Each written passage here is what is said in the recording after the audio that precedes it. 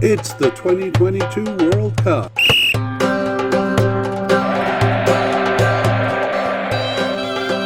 It's Australia's players. Hello and welcome to the International Soccer Preview by Soccerphiles Canada. I'm Kevin, and today we'll be looking at Australia's squad for the 2022 World Cup. That actually brings us to the end of the player-by-player discussion. So we're going to move on to talk about the squad as a whole a little bit. So let's begin with some of the questions I started at the beginning. The question was, has the move to the Asian Federation been a benefit for Australia and for the Federation? Well, there was resistance in the Asian Federation about Australia joining. In fact, it's kind of an interesting history that I won't go into. But one of the concerns was that Australia would be too strong and dominate the region. And the other concern is that it would open the door. Asia already being a pretty big region from, all the way from the Middle East to the Far East in Japan. And then adding Australia might open the door to all sorts of Oceania teams wanting to join. That hasn't happened. In fact, neither of the fears have come true. Australia looked like they would dominate when they joined in 2007, having passed the group stage of the 2006 World Cup. But that brings us on to our next point, because the question was, is Australia getting stronger or weaker? And the trend has been that they've generally been getting weaker. So that 2006 World Cup was a real peak for them. And they have been reaching the World Cup, but in the last two World Cups, it's through playoffs.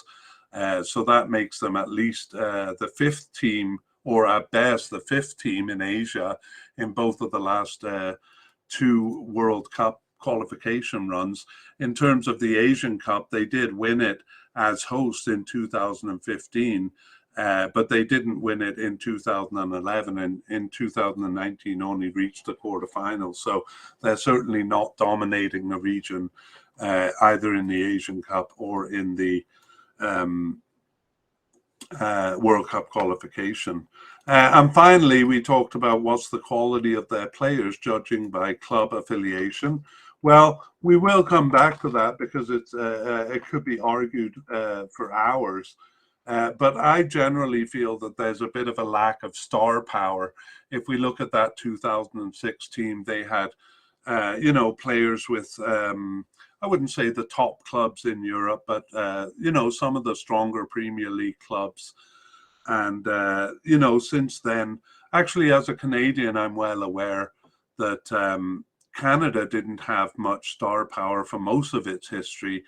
Some of the players, we were happy if they got onto European teams, even though we didn't really know the names of those European teams. There were some pretty small teams in Hungary or the Czech Republic, something like that. Well, Australia is doing a bit better than that, as we'll see when we look at club affiliations. And yet they do seem to kind of lack star power. Perhaps their goalkeeper, Matty Ryan, and Aaron Moy are their two biggest names, but they're not kind of world powers. So while Canada seems to be in a good period in terms of star power, Australia seems to be moving in the other direction. Okay, we'll move on to a couple of more points. Formation seems to depend on player availability. I mean, we do see that they have a kind of a more attacking formation when they play weaker teams, and a more defensive formation when they play teams like Japan and Saudi Arabia there in World Cup qualifying. But what I noticed in going through it is sometimes it seems to come down to who's available. They've had a lot of injuries. And they've had a lot of players kind of coming in and out of the team. So my feeling is that sometimes the formation is decided by the players that are available, which I'm sure is true to some degree on every team. But for me, it suggests that Australia doesn't have a really strong bench where they can slot players into position. Rather, they tend to rotate the positions around the players they have.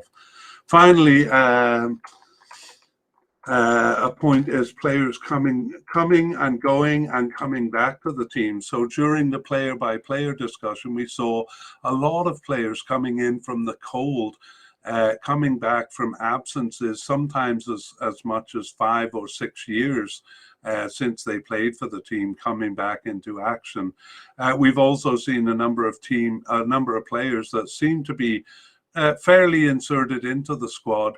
But in the last half of the period we've examined, and particularly in the last 3 games, and that would be a friendly and then 2 important playoff games. One, the regional playoff against United Arab Emirates to graduate from the Asian region, and the second, an intercontinental playoff against Peru to make it to the final squad. So a bit of a surprising time to be dropping regulars from the team, but it was done nevertheless, and perhaps wisely, because they did make it through those playoffs. But some of the players who have dropped off the squad are Tim Rogic, Ryan Grant, James Jago, and a couple of smaller names. And some of the players that have come in from long absences, and some of them doing quite well actually, Aidan Frostick, Craig Goodwin, Riley McGee. Sorry, they're not the biggest names. I should mention Mitchell Duke as one of the higher profile players, kind of coming in from a long absence. So they do have a few injuries which may have played a part, but in general, all of this to me makes it feel like they need a bit of a bigger base of players to choose from. That would take a long time perhaps to explain that thought, but what it leads to is my suspicion that in September they'll kind of continue the search, and I kind of think they'll be either bringing players back or bringing new players in a few positions in September, and I worry that that's a bit late, to be kind of interviewing new candidates, but we'll see. I mean, I'm not posing as an expert on the Australian team here. Okay, let's take a look at club affiliations. I did kind of mention a lack of star power, but actually, and I did mention Canada too. In comparison to Canada, they've always done better in terms of their club affiliation. So they don't have any kind of outstanding clubs. Matthew Ryan recently moved from Real Sociedad to Copenhagen in Denmark, so he is one of their bigger names and bigger club affiliations. And Aidan Frostick plays for Eintracht Frankfurt, which is actually doing quite well in Germany, though they're not typically one of the top German teams. Otherwise, they seem to be kind of respectable but smaller teams. For example, in England, it's Sunderland and Stoke and Middlesbrough. None of them are in the top division. Blackpool also. In Germany, it's St. Pauli, Dynamo Dresden, Eintracht Frankfurt, which we saw, and then a couple playing for Asian teams like Kuwait and Al Faisali in Saudi Arabia, and a couple in Japan. There was a player in South Korea too, but I think he moved to a Japanese team. And then about a third of the team playing for some of the bigger clubs in Australia, Sydney FC, MacArthur, and Melbourne City, for example. So again, no kind of eye-popping club affiliations, but certainly respectable as far as that goes. Okay, I've been running some statistics on the teams as I've been doing them, and one of them is how many players they kind of have on the plate in front of them. So I said I feel like they need a bit of a bigger base to choose from. That's not really reflected in the statistics because they have 48 and the average is 50. So it's a reasonable number of players to choose from. But I think it may be a little bit different for Australia since they do have a number of players who didn't play in the last 3 games.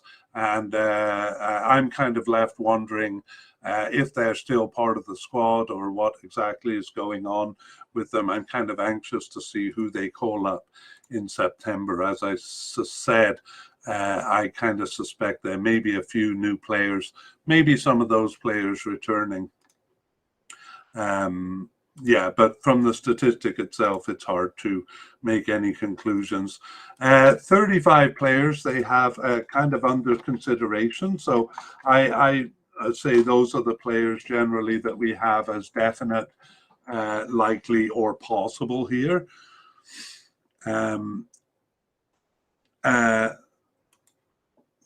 Yeah, I don't have much more to say about that. And then the number of candidates as definite and likely is 22, which is proving to be quite similar for all the teams. So again, not very telling. So these statistics not really telling us much about Australia, although there are a couple of things like we saw with the forwards in the player by player, where they're they don't really seem to have an outstanding forward, and they seem to be trying out a lot of players, some of them not forwards, like Krustic, who's an attacking midfielder, playing in a forward role. So looks like they have some decisions to make there, but ultimately, if they do have 22 in the definite and likely category, that's just 4 players to fill from among the possible candidates. But I do kind of get the feeling that they're still looking for some positions there. Average age of Australia is does yield some information. It's considerably older than most teams. The average is 25 to 27, and they're a full year older than that. And to go into more detail, I think they have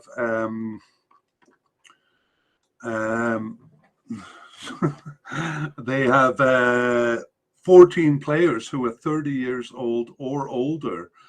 So that's actually a lot more than most teams. That's and here I'm just looking at definite, likely, and possible candidates. So that's about half of them, a little less than half.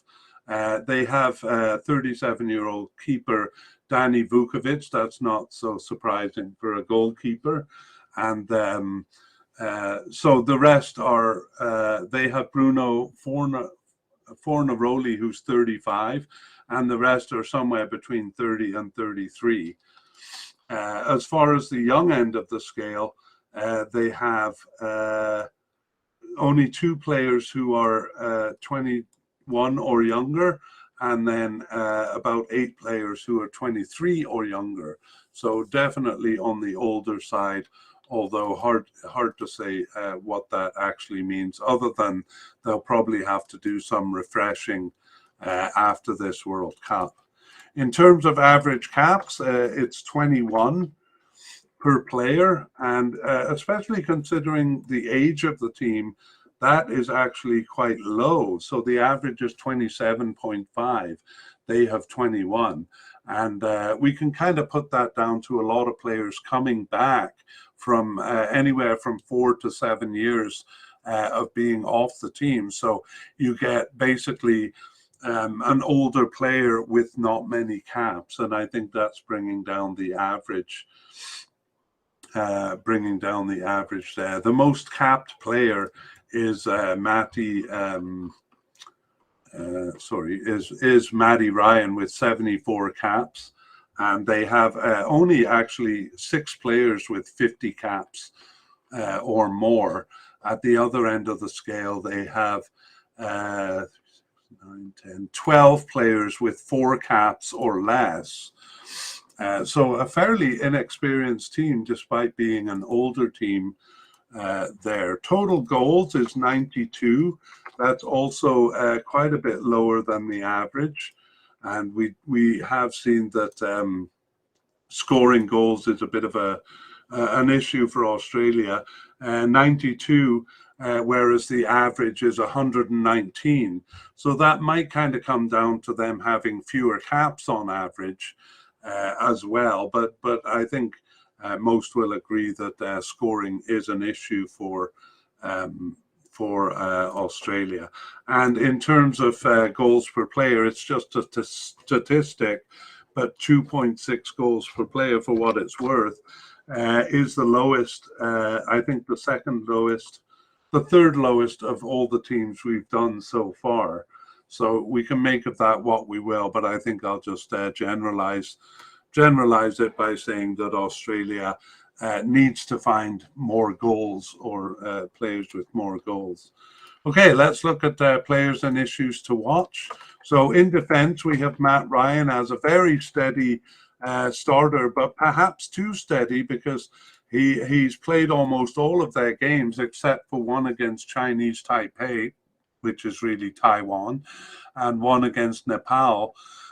So you kind of worry that if he gets injured, that the other players don't really have enough experience. And perhaps it would be good if they got a little more field time, just in case Matty Ryan becomes unavailable. And another issue in defense is the recent change in the defensive pairing. So in the player-by-player, we saw that Sainsbury and the high-scoring central midfielder, whose name is currently eluding me,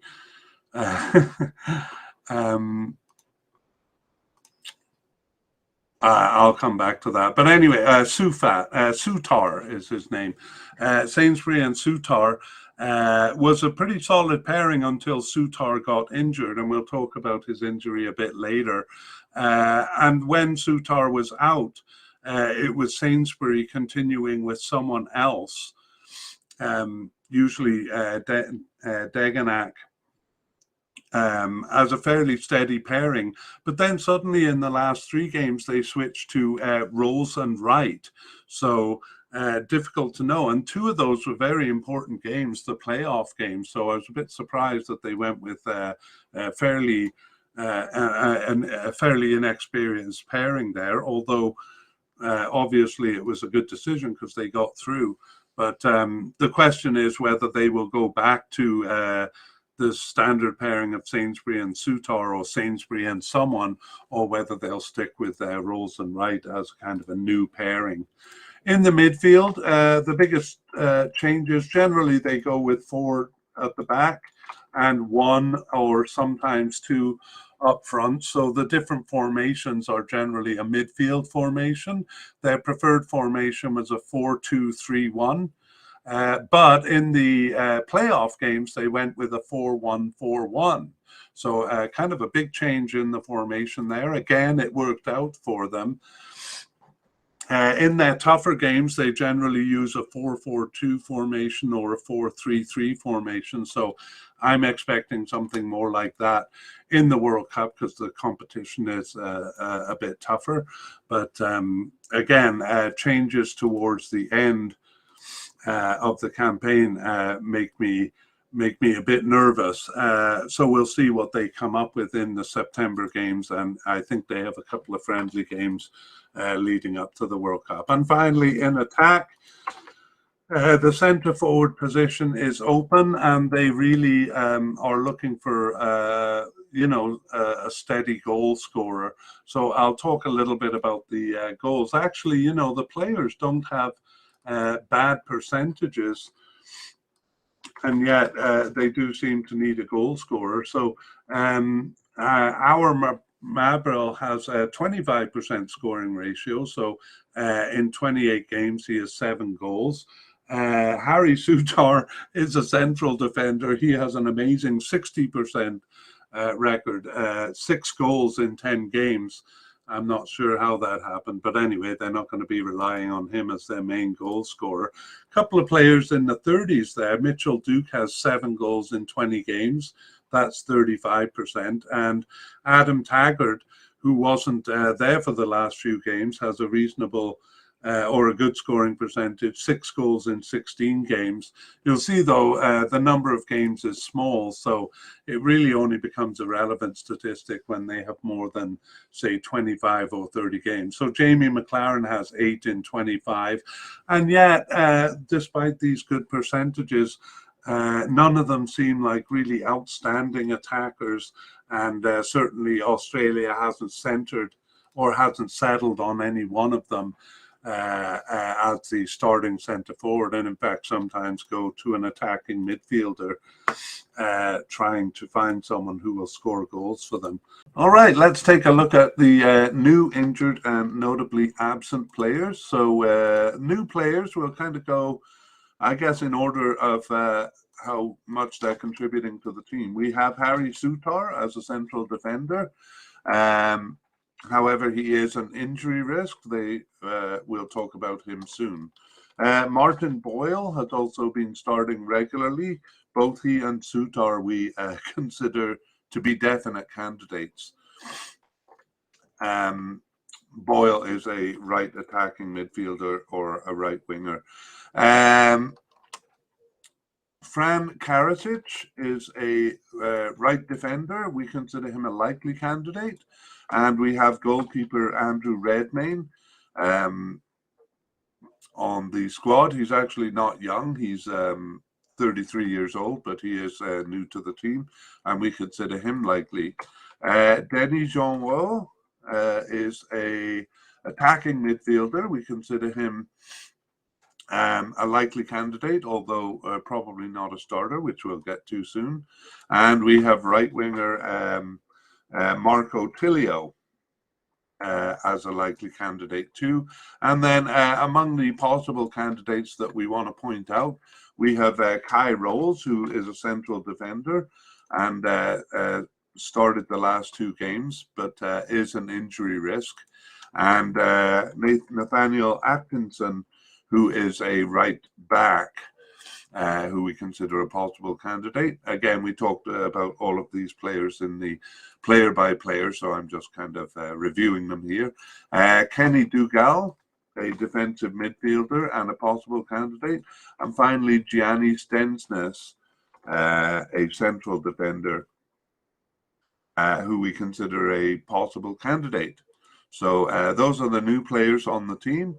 And now let's move on to injuries. So we have Harry Souttar, the player we consider definite, but of course he'll have to be recovered to be definite. He has a cruciate ligament rupture and he's expected back November 14th. So I think he's been out for almost a year, and November 14th is close to the time. So that's a bit touchy as to whether he's going to recover in time, but they certainly hope he will. The high-scoring central defender, Harry Souttar. We mentioned Kai Rolls above too. He's a central defender, and he has a metatarsal fracture, which he picked up in early September. He's expected back October 31st, so looks like he would make the team there. And we have him as a possible candidate anyway. And finally, Bruno Fornaroli has an ankle injury with an unknown return date, and he is a forward who we considered a possible candidate. So all 3 of those, I'd say Kai Rolls most likely to make it back among those, but the other 2 are a bit less certain. Moving on to notable absences, we actually have goalkeeper Mitchell Langerak. So it seems like the new player we mentioned above, Andrew Redmayne, took over the 3rd string keeper position. So Mitchell Langerak last appeared for the team in October 2019. So an outside possibility that he could come back, but they seem to have gone with a different keeper. Massimo Luongo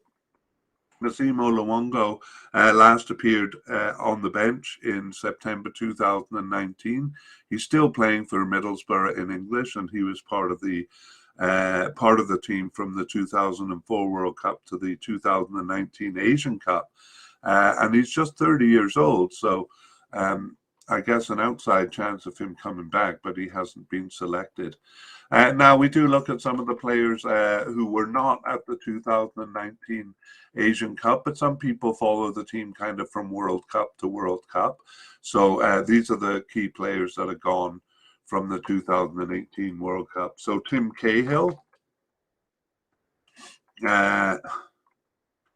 Tim Cahill actually played a game after the World Cup, but wasn't part of the 2019 Asian Cup. We won't go into detail on the bios of these players here. We have Mile Jedinak. He last played, well, he did actually not play after the 2018 World Cup, but he was called up to a training camp in September 2018, but he didn't play any games for the team. And he retired from soccer in 2019. So Mile Jedinak, a big miss for them there. And finally, we have Tommy Jurek. I think he is still actively playing in Australia. And it was a bit of a surprise that he didn't play in the 2019 Asian Cup, because he had played 3 of the 4 games between the World Cup and the Asian Cup in 2019. But anyway, his last game was in 2018, and he is off the team, it seems, despite being just 31 years old. So perhaps an outside chance of him coming back in. Okay, and now we're going to finish with the predictions of the starters. So we'll kind of go through the squad again quickly here. And beginning with the manager, well, we know Bert van Marwijk was replaced by Graham Arnold. And Arnold took them through the 2019 Asian Cup and will take them through this tournament. For goalkeepers, we have definite candidates Matthew Ryan and Danny Vukovic, and likely candidate Andrew Redman. And Matthew Ryan has started almost all of their games, so of course he will be the starter. And I'm predicting Vukovic and Redmayne. I don't see Langerak coming back to challenge them for their positions on the bench. For central defenders, it's really kind of up in the air. So we have definite candidates Trent Sainsbury and Harry Sutar. And likely candidates Milos Degenak and Bailey Wright. And even 3 possible candidates, Kai Rolls, Gianni Stensnes, and Ryan McGowan. So basically it was Sainsbury and someone else, Harry Sutar, until he got injured. But then one of the others, mostly Degenek. But then in the last 2 games, those important playoff games to reach the Cup against United Arab Emirates and Peru, they switched it up and started with Bailey and Rolls as the central pairing. So a little difficult to say. I'm thinking the definite, likely, and possible players, Rolls among the possible players at least, will be there, but I'm not really in a position to guess which way they're going to go in terms of starters. So we'll maybe come back to this in the update podcast, because it'll be interesting to see what they do in September. For left back, we have definite candidate Aziz Behic and possible candidates Craig Goodwin and Joel King. Craig Goodwin has actually just played as a left midfielder in his starts. Anyway, we think Aziz Behic is going to be the definite candidate there. Actually, I want to go back and use a different color to suggest that the central defenders will be among those 4 starters: Trent Sainsbury, Harry Sutar if he recovers, Bailey Wright, and Kai Rolls. I think 2 of those, one of those pairings will be the starting, but it could be either one of them. Okay, sorry. So left back, Aziz Behic. Right back, Frank Karasic seems to be the most likely candidate, but I'm not sure that I would put him as the starter. And Ryan Grant was off the team for the last 3 games. He was the starter, so a bit confusing as to what it means that he was off the squad for the last 3 games. Is he kind of out of the squad, or is he going to come back in September and for the Cup? So again, I'm a little unsure who to nominate here. For me, Franz Karakic didn't start enough games in the position to justify naming him as the starter. And Atkinson came in at the end, so honestly, it could be any one of the 3. But I'm going to nominate either Frank Karasic or Nathaniel Atkinson as the starter there, but it could be either one. Okay, defensive midfielders. And this includes central midfielders, actually. Again, it was a fairly steady pairing of Jackson Irvine, and Aiden Trustic in the early games of World Cup qualifying. But then it became a bit muddled after that, with all sorts of players coming in. So I actually thought Aaron Moy would be the starter, but he actually didn't play as many games as we thought. But I'm going to be bold here and say Jackson Irvine will be one of the starters. And should I nominate Aaron Moy as a starter? I think so. They'll be playing tough teams, and he's very defensive-minded. They tend to use. He was used in the stopper role, for example, in those 2 last playoff games. So really not sure, to be honest here. So I'm kind of putting a bet on the table there. Okay, left midfielders and right midfielders, they don't use. Sorry, I should go through the names. Defensive midfielders, Jackson Irvine is a definite candidate to make the team. And possible candidates, Kenny Dougal, James Jago, and Connor Metcalf. For central midfielders, we have Aaron Moy as likely to make the team, and Riley McGree and Mustafa. That's it. Those are the kind of candidates. So we think most of those will be there. But I'm putting Jackson Irvine and Aaron Moy as the starters there. Left midfielders and right midfielders, we said in the player-by-player that generally central midfielders play this role, so there are no likely or definite candidates or even possible candidates there. On the left wing, we have Matthew Leckie as a likely candidate, and Ben Folami and Nikita Rukavitsya as possible candidates. No, they're possible but unlikely. So just Matthew Leckie as a likely candidate, but we have seen other players play over on the left. So do I see Matthew Leckie as a starter? Again, that's kind of tough, but actually I kind of think it'll be between him and the attacking midfielder, Our Mabil, for the position. So but I do think Leckie will be starting somewhere on the field, not necessarily in that left winger role. So I'm gonna be bold and put him as the starter. On the right wing, Martin Boyle definitely seems to hold down the position a lot more firmly than anyone on the left side. So Martin Boyle, the definite candidate, I think is going to be the starter. And we also have likely candidate Marco Tilio. But even though we put him as likely to make the squad, we see him as a substitute rather than as a starter. Attacking midfielders, we have Aiden Hrustic and Our Mabil, and I think both of them will be used. I'm not really confident enough to say as starters.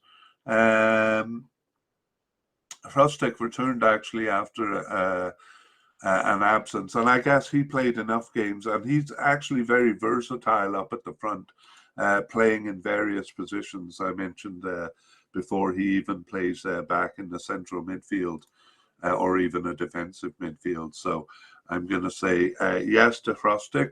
But for our Mobile, I think even though a definite to make the squad, not confident enough to say he's a starter.